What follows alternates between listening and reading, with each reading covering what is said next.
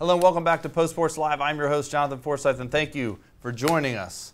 Keith McMillan, Dan Steinberg, and Jason Reid back from, it's been a while, been on vacation and running around a bit. Thanks for joining us back on the show. Always a pleasure, John. I know, I'm sure you missed us, right? John, this is one of the things that I look at in the day and I say, Post Sports Live, that's where I want to be. Circle it on your calendar? Absolutely. Absolutely. Right on. Well, I appreciate that honesty. Let's get into the show. A lot to talk about. It is training camp week for the Redskins. Obviously, we're going to lead there. We'll talk about your individual sort of question marks going into training camp, what you're most interested to see when they start down in Richmond on Thursday. We'll talk about RG3 and whether or not the expectations this year are in line with reality for him specifically. We'll also look around the league, and there's a lot of intriguing quarterback battles, and I'll get your guys' thoughts on some of those, not just in Cleveland, but some of the other ones around the league. We'll also look at the Nationals, who are hot after the break, 3 out of 4 wins, but we're right about the midway point in Jayson Werth's contract, and I want to take a look back at sort of his impact on this team, and looking back, there's a lot of criticism originally when he was signed. It was the 13th largest deal in the history of the Major League Baseball at the time. Whether you guys think it was worth it in the end, sort of where we are halfway through his contract. He's been playing well of late. Also, the trade deadline's looming in the major leagues. We'll see if you guys think the Nationals need to make any moves or if they're going to make any moves. Finally, the Wizards Summer League just completed, and Glen and Otto Porter both made first team all Summer League. What does that mean? Is there any significance? We'll get into that at the end of the show. But I want to lead off. Keith, let's start with you. Down in training camp, Redskins and NFL editor, let's start there. What are your biggest non-RG3 storylines and or question marks for this Thursday start of camp? Well, there are certainly a handful of position battles and the typical things that we'll be watching during training camp. But I think the biggest non-RG3 storyline through the entire season is going to be how to spread the ball around with all these offensive playmakers. Now, you got Jay Gruden, someone who's been a successful offensive coordinator in the NFL. You got Robert Griffin III, who's had a good year at least once as a quarterback. And you have all these playmakers. And part of the job is going to be keeping them all happy. Now, Griffin said, I believe yesterday on the radio, that they're going to have to make the most of their chances because they don't know if they're going to get the ball 10, 12 times a game. You may get it 3 times, and you have to make something happen when you get it. I think the offense has potential to be excellent. Certainly incumbent on the offensive line to protect Griffin. It's incumbent on Griffin to not take those big hits to get rid of the ball. Sometimes throw it away, live to play another day. They have so many playmakers really at every spot on the offense when you talk about Jason Reid. Jason Reid, there you go. who's a playmaker. He is a playmaker. He's a playmaker. He's a newsroom playmaker. Jordan Reed, Alfred Morris at tight end and running back, and then the 3 wide receivers, the 2 new guys they brought in Deshaun Jackson and Andre Roberts. I think this has a potential to be a pretty good offense, and maybe that means one of your guys' questions are going to be on defense. The other side of the ball. Yeah. Dan, give me your question marks going in. This is what I'll say. I think that there's kind of 3 exciting figures, or 3 interesting figures who have joined the team in the offseason. I think one of them is Jay Gruden, but I don't know what you're going to really learn about him in training camp. I think one of them is Deshaun Jackson, but again, he's kind of a known quantity. But then I think you look at Jason Hatcher, who's probably the biggest defensive acquisition during the offseason.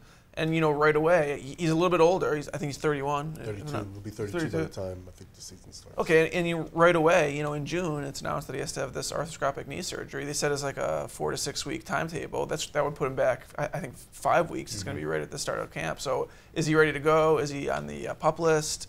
If he is ready to go, how does he look? I mean, I don't know how many fans flock to training camp to watch a defensive lineman practice, but to me, the health of Jason Hatcher in terms of non-RG3 storylines is probably the most interesting thing. And, I'm going to be at training camp on the first day, and I can't promise that I'm going to be staring at Jason Hatcher's knee the whole time, but I guess just his health and his readiness to go is what I'm interested in. Yeah, if he's even going to be there. What do you think, Jason? What are yours? Well, I can piggyback on what Steins just said about Jason Hatcher and take it a step further. The whole thought from, with the front office was we're going to franchise tag Arakpo to bring him back. We're going to sign Jason Hatcher, and we're going to make our pass rush so much better that it'll help the back end of our defense. Well, the back end of the defense has been, I don't know whether any other word than horrible for some time. And now you're looking at a situation where they bring in Ryan Clark, who, great veteran and all that, but how much does he have left? You're still looking at guys like Bakari Rambo, who didn't show he could tackle last year. You're hoping that Merriweather, now where he doesn't have to, be so much involved in coverage and will be playing closer to the line, that he'll make better decisions. But he hasn't shown the capacity to make good decisions for a very long time. So I think when you look at it, this defensive backfield, this secondary, I mean, are they going to be any better? And what Steins was saying about Hatcher, I mean, look, they need Hatcher to be not just good, they need him to be outstanding. Like the 11 sacks from last year. Well, Does he have to be that good? Well, no, I'm not going to quantify it with a number, but he's got to be a beast. Okay. Even if he doesn't get, I mean, I don't know if he'll ever get 11 sacks. I mean, before that 11 sack year, 4.5 was the most he ever had, and 11 he had in a contract year.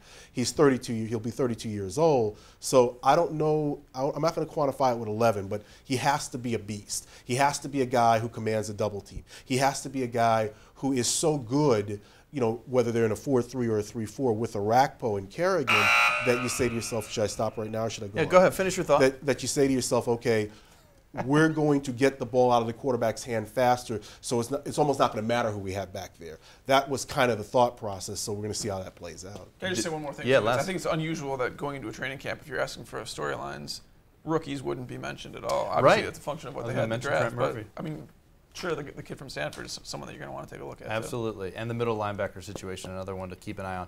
All right, plenty to go from here. We'll come back at Redskins Weekly from now on because it's football season.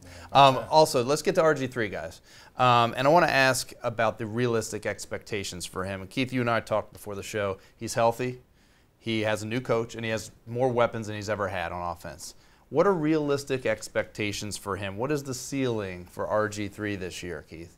Well, last year we did not do a good job, whether it was us as a newspaper or a fan base, of tempering expectations for RG3.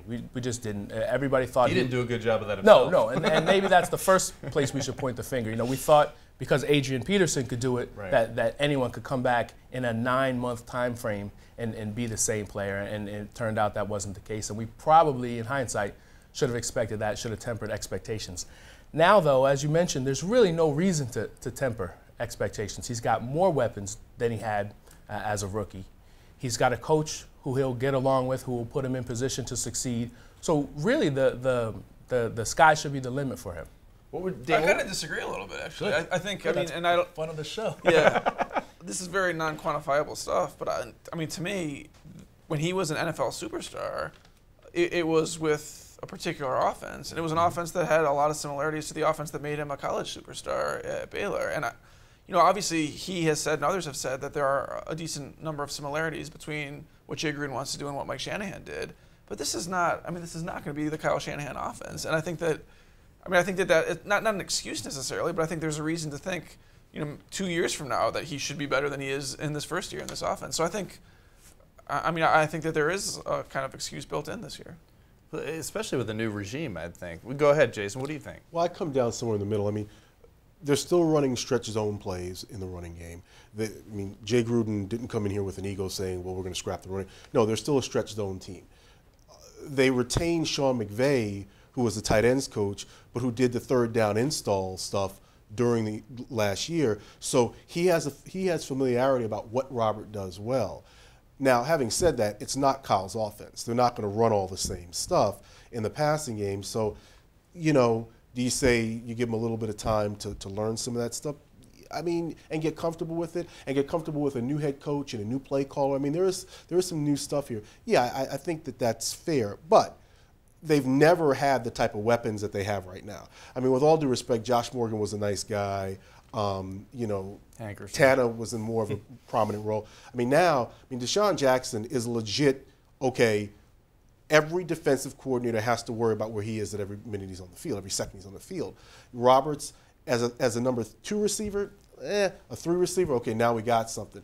Pierre Garçon is a legit big-time player. Jordan Reed, if he can stay healthy, could be an animal.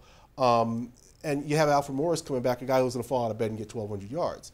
So I think there's a lot to look at and say, he could be better, but we don't know if Jay Gruden can coach. Okay, we know he can be an offensive coordinator, but we don't know when they're in the heat of it what he's going to do. Not to say he won't be able to do it, but you just don't know until he does it. Sean McVay, real bright young mind, but again, should I stop or should I? Go, finish your thought. Real bright young mind, but he's in his first season doing what he's doing. So I come down somewhere between Keith and Steins. I think the tools are in place, but I'm not ready to say, okay, well, he should just be lights out. In terms of like how we're going to grade him this year, I mean, obviously people love to grade quarterbacks on wins and losses, but I would look also at the turnover differential, which was so outstanding for him in his first year and so not outstanding in his second year. You mentioned Josh Morgan getting the fortuitous bounce on the fumble that he scored on in that first year. Yeah. It's bounces like that could be a big difference. He fumbled the ball And we didn't even mention the offensive line. Did they do enough on the offensive line to protect Griffin if they're going to expect him to be more of a pocket passer this year? Yeah, and part of that's going to be on Griffin, too, to get rid of it more quickly, and then when he does run, to not, when he has a chance to go out of bounds and not take a hit from Sean Weatherspoon, to be smart. Be smart. And also, I'll stop. Go ahead, last point. But also, look, the Redskins' offensive line, and what their coaches would say last year is, okay, great. They're not the Hogs, okay, in terms of, they're not the greatest offensive line in history, but if you grade them out in comparison to lines across the league,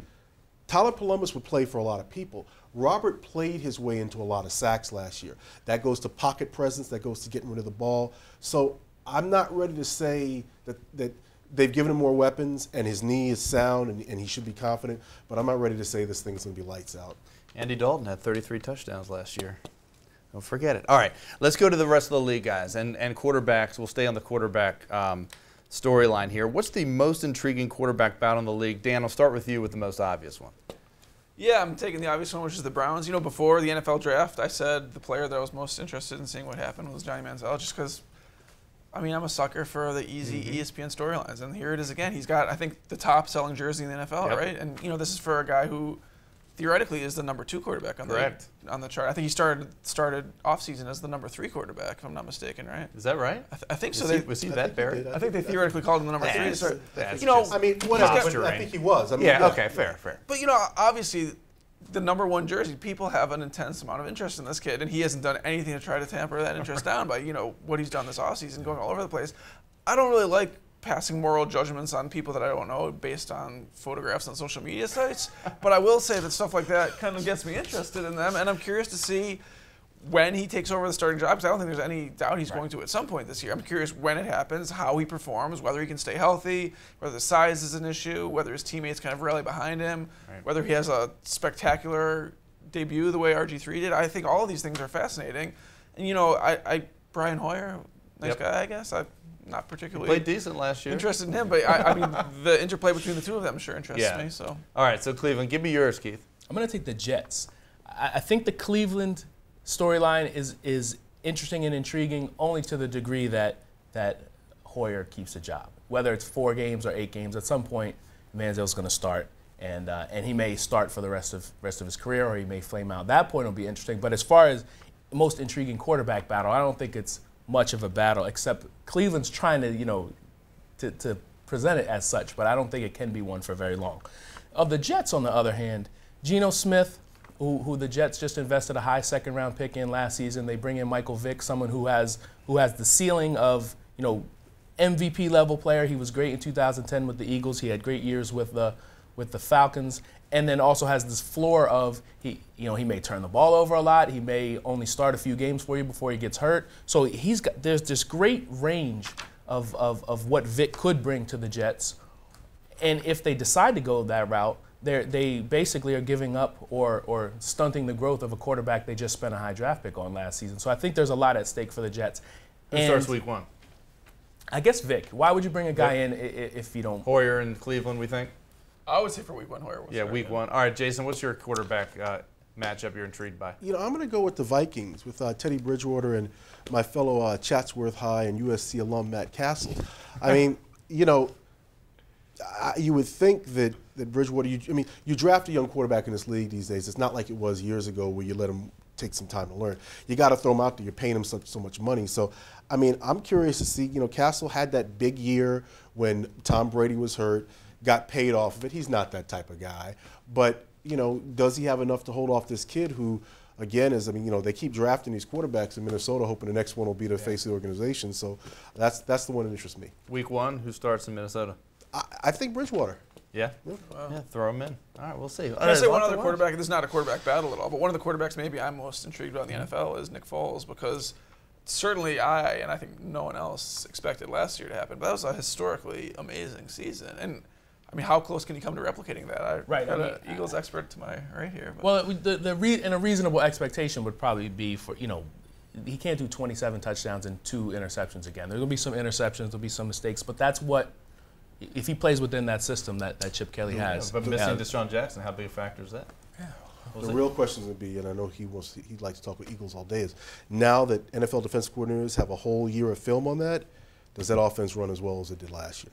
That's right, the Chip Kelly offense. That'll be interesting. Oh, man, we'll get into NFC East storylines in the coming weeks. All right, we got to move on, guys, to the Nationals. We're about halfway through the Jayson Werth deal. A lot was written about it when the Nationals made the deal back in 2010, right on the heels of drafting Strasburg and Harper. It sort of signaled, according to Rizzo, they were trying to take that next step and become contenders.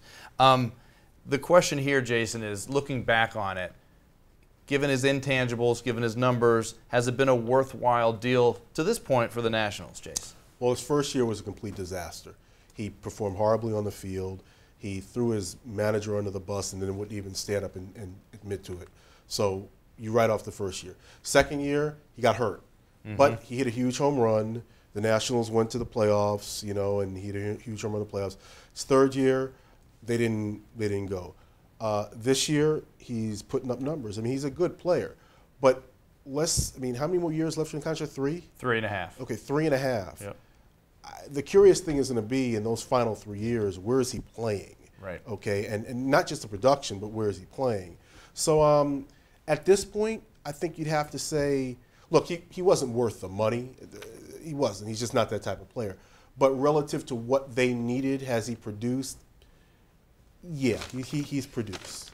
Yeah, I mean, I think it's an interesting question because it's not my money and it's not Jason's money and it's not a salary cap sport, and so it's hard to say they're paying him instead of this other position that they had to leave, you know, taken care of, I guess. So I mean, certainly he gave the entire organization a more serious feel, I think. I don't know how much that translates onto the actual field, but it felt like they were an organization that was trying to go someplace and that was not going to settle for being terrible, which is what they had been basically up until that point. As long as Ted Lerner is stroking those checks, I say, yeah, he is worth it. If you put those numbers in front of me and say you have to decide if you want to pay him, a little bit different. But I mean, I have no complaints, and he hasn't and shouldn't stop the team from trying to improve elsewhere, I think. You know, and again, it's like Ryan Zimmerman. Is he worth it? Well, we'll see what happens at the end of this contract when the health is more of an issue. But I think so far, for sure. All right, Keith, where do you land on it? That's the huge difference between baseball and basketball contracts and football contracts, where that money is guaranteed and you almost have to dole out these ridiculous numbers. And I thought the criticism wasn't just the per year average, but it was the length of the deal, the 7 years. Jayson makes the good point. And at the age of 39. Right. Jayson makes the good point that maybe the last 3 years are really how we judge. But if you go off the past year, last year when he was mostly healthy, and this year he's got 94 games played under his belt, his numbers have been great. And he's been the type of player you want, maybe not for that kind of money, but a big salary guy, a guy that they could count on. You know, he hit 318 last year with 25 homers, 82 RBI, which is actually kind of big numbers in the deflated numbers era. Throws in 10 steals, and then this season he's got 12 homers, 55 RBI. He's hitting 285. He's been a reliable defensive presence, and when they've gone through these stretches where they've had to deal with a bunch of injuries, he's been one of the guys they could count on. He has had some kind of odd moments in the field, actually. I mean, I'm not up on the defensive metrics, but he's had some moments that were kind of shake your head a little bit, and I don't know that his range is what it used to be, and I don't know what his range will be in 3 years. He's also had one of the biggest impacts and been one of the mentors for Harper, right? Coming up, I mean, I don't know about how that storyline. No, that doesn't hold up anymore. I've heard things. Pray tell. Well, even if he is the mentor, I think Bryce has been erratic, injury prone, and has gotten into a bunch of. So the clubhouse. So the intangible. So you guys would say the intangible sort of glue guy factor isn't necessarily there, where some people may have thought that in the past for Werth. He does have the moment. He does have the walk-off homer. He does have some of the more memorable moments for the team in its history. But it's yet to be determined. He's been playing well of late. Last 10 games, 11 RBI and 4 home runs, and he's on pace this year to potentially get to triple digits in RBI if he continues on this pace. So we'll see. I mean, but you're right. And Rizzo said that when he signed him back in 2010 was like, we knew we had to pay a little bit more to bring somebody to Washington. So the jury's still out this a few years later, but I thought it was a good time to bring it up. All right, trade deadline is looming, Jayson. Any chance that you see the Nationals looking to make a move? And if so, what do they need to bolster for the stretch run? Well, I mean, you look at their everyday lineup now. They don't have enough slots to fit people in perfectly where they want it. Or do they want to remove somebody possibly to make that easier? I mean, who are you going to remove? Span? I mean, LaRoche. I mean, I don't see how you, because of their situation. Okay, at least for this season, I don't see them wanting to do something significant for down the line. When look, you're in a very good position right now. I just don't see from a position player standpoint them doing that. You expect them to stand pat? From right now, if the season ended today, by the way, they'd be the #1 seed in the National League playoffs. They have the highest winning percentage. Dan, what do you think? Trade deadline? I think they have the best run differential in the National League too, which would kind of indicate that it's not a fluke. They're and obviously far below what the Oakland A's have going on. But I would say the same thing as Jayson. On the surface, they have too many position players right now. The starting rotation is as good as you're going to find anywhere, and the bullpen's been incredible. So there aren't any kind of glaring needs. But I also think there's got to be thinking down there like, hey, this is our year, man. This could be the year. And so if without knowing what's being offered out there, if there's someone even that doesn't seem to fill an obvious hole right now, I wouldn't be surprised to see them kind of doubling down on this season and saying, because you still don't know who could get hurt in the rotation. You don't know who could get hurt in the field. So I wouldn't be surprised if they go out and do make a move. But you would think it would be in the rotation then, a pitching move? No, what I'm saying is I wouldn't be surprised if they do something that seems duplicative on the surface, because with the idea that, hey, this is a season we're going to go for it and try to make some noise in the playoffs. Keith? No, that's actually a pretty good point. I agree with both of these guys in the sense that there's, what do they need? They have a deep rotation, as you mentioned. Knock on wood. Right. But yeah, I mean, I guess if you get a great offer, you take it. But I don't know. I think this team's set up for this year to be the year, and maybe next year, and maybe the year after to be for them to have more than one shot at it. And so I don't think they should mortgage the future by any means. But you're right. There are only a limited number of times, and last year was a good example of you think you're going to have a good season and then things fall apart. You do have to take advantage of the opportunities. Right, and some of the names like LaRoche and Werth and Zimmerman are going to be getting older. The rotation has been pretty healthy all year, and are you going to get Tanner Roark pitching like this indefinitely? Like, who knows? Right now things seem to be aligned pretty good. Well, they've got arms to back up Roark if they need it down the farm system. It seems like if injury bug bites them eventually. But I mean, I was sort of wondering if there was some player, if there was some trade potential where if you're talking Span, Espinoza, or even LaRoche, that could kind of make a consistent lineup so that Williams isn't constantly playing that. But you do that, okay, you run the risk of blowing the whole thing up. Yeah. I mean, there's always risk. If you're gonna make a major trade, then you have to understand that you do that, what the doors that you could be opening. And I will say that since they've been juggling the lineup around and having an unsettled lineup, they've been playing their best baseball of the year. Right. Oh, there's no question. Hey, 3 out of 4 since the All-Star break. I like the idea of going into the postseason with more than you need, rather than just hoping everybody stays healthy. So we all agree that they're probably going to stand pat. All right. Let's move on, guys, to the Wizards. Yeah, right. Let's move on to the Wizards. And the Summer League just ended, and we don't normally do much with the Summer League on this show, but since the Wizards are a team on the rise, and Otto Porter's in the mix as far as his playing time next year behind Paul Pierce. I wanted you to complete this sentence, Jayson. Glen Rice and Otto Porter's Summer League success equals what next season for the Wizards? Potentially more Summer League success for those guys in the following next summer? year? All right. I mean, here's the thing. How significant? No, it's significant for Otto from a confidence standpoint, because at the end of the day, look, Ernie and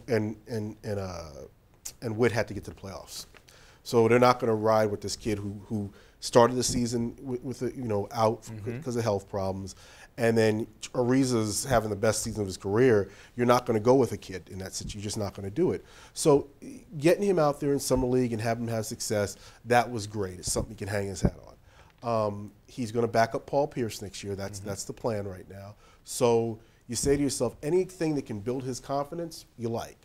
As far as Glen Rice Jr. goes, I mean, I don't know. I don't know how he. I don't know where his minutes come from. Right. Because Webster will eventually come back after the surgery. Otto is going to back up Pierce. He's probably also going to get some minutes behind Bradley because they believe he's a real player and they got to get him minutes. So it's great for Glen Rice. It helped him showcase himself, and maybe it'll help him down the road, go into another situation and get an opportunity. So it's good for confidence. Dan, past Summer League MVPs, as reported by your colleague, include Damian Lillard, John Wall, and Blake Griffin in the past few years. You know what? What does that mean for Glen Rice? I love Summer League because it's given me an opportunity to get out to Vegas. But there was one year where every day I was out there, I was writing about how great Andre Blatch looked and how he had new attitude. He changed his number when he was out there, a 7-day dre. He was going to be trying 7 days a week. So that kind of scarred me for life. And I'm not. I mean, what are you going to do after that? I was writing stories about how promising Summer League looked for Andre Blatch, and he's had a nice long career. But geez, I don't know if that was, But I think with Otto, the thing would be more. It would be concerning if he went out there and did not look like one of the best players on the court. He needed to do that. He did exactly what he needed to do. And he wasn't just, he was doing all the things we saw him do at Georgetown. He was distributing the ball. He was playing defense. He was hitting jump shots. He was hitting three-pointers. Yeah. So he didn't do anything to make you worried, which is good. 39% from three-point land. What do you think, Keith? Well, these guys significant?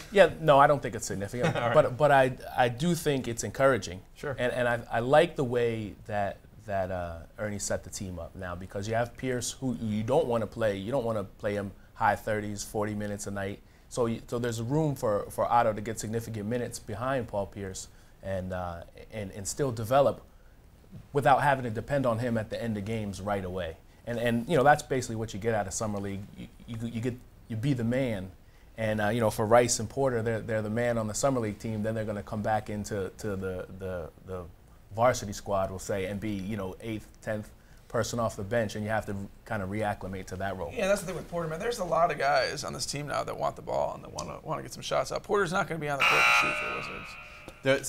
Since both of these names came up, and they're both similar ages and similar situations coming to Washington as free agents, Ryan Clark was mentioned earlier. Paul Pierce was mentioned for the Wizards.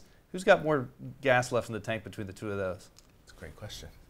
Well, that's a tiebreaker for maybe for next week's show. You know what I like about Pierce? I like spanning the sport. I was just talking about this downstairs with some colleagues. Is that at the end of some of those playoff games against the Pacers, there were some times there where you're like, no one on the team really wants to shoot right now. Right. There's no one they can really go to. Oh, he'll shoot. I think Pierce. I actually wrote about that. Oh, you did? Right. Yes, I actually wrote a column about that. I think I was on vacation. To me, all you need is Pierce to be on the court for those minutes, and he's going to have way more value than Ryan Clark. No offense to Ryan Clark. Yeah. See, I was going to say almost the same thing, that Pierce has a small role. They're not dependent on him, but Clark too kind of has it. They're not dependent on him. There's so many stars on offense. They just need Clark to keep everything organized in that defensive backfield. And at the off-season practices, he was barking out orders, and he'd only been there a couple weeks. All right. Well, that could be a tiebreaker for another date.